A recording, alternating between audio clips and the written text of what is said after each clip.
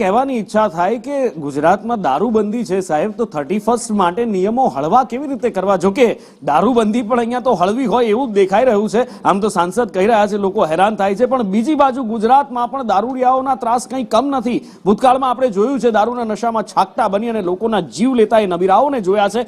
અને હવે જે આંકડા સામે આવ્યા છે એ ખરેખર ચોંકાવનારા છે, કારણ કે 31st નાઇટ તો આજે છે, પણ કેટલાક દારૂડિયાઓએ તો શરૂઆત એની ક્યાંય પહેલા કરી નાખી છે. અને પોલીસ જ્યારે સઘન બંદોબસ્તમાં રહેતી હોય છે ત્યારે આ જે બધા જ દેખાય છે ત્યાં લાઇનમાં બેઠેલા દેખાયા હતા દારૂ લેવા માટે. અને સુરતમાં જે લાઇનમાં બેઠા છે એ બધા જ એ છે દારૂડિયાઓ કે જે નશામાં છાકટા બની અને વાહનો ચલાવતા હતા. આ પીધેલાઓને પોલીસે પકડ્યા છે. 200 થી વધારે પીધેલાઓને પોલીસે પકડ્યા છે અને તપાસ હાથ ધરી છે. ડ્રોન સર્વેલન્સથી પકડ્યા છે પોલીસે, ચેકપોસ્ટ ગોઠવીને પકડ્યા છે, વાહનોની ચેકિંગ દરમિયાન પકડ્યા છે. અને આ બધા જ 200 થી વધારે દારૂડિયાઓને ઝડપી પાડ્યા છે, જે 31st પહેલા જ 31st ઉજવણી કરી દારૂ પી અને કહેર વર્તાવવા માટે તૈયાર હતા.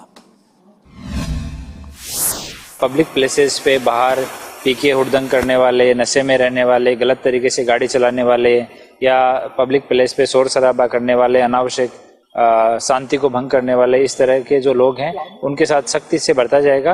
शांति से जो लोग नववर्ष की उजवनी करेंगे उनको पुलिस की तरफ से पूरा सहयोग रहेगा, लेकिन अनावश्यक रूप से किसी भी तरह की गैर कानूनी प्रवृत्तियों को बर्दाश्त नहीं किया जाएगा. और हम लोग ड्रोन से निगरानी करने वाले हैं. हमारे ब्रेथ एनालाइजर हमने बड़ी संख्या में सभी चेक पोस्ट पे और पेट्रोलिंग टीम के साथ में डिप्लॉय किए हैं. हमारे ड्रग्स डिटेक्शन किट हैं वो हमने डिप्लॉय किए हैं. सब जगह से सख्त वाहन चेकिंग चलती रहेगी. दरेक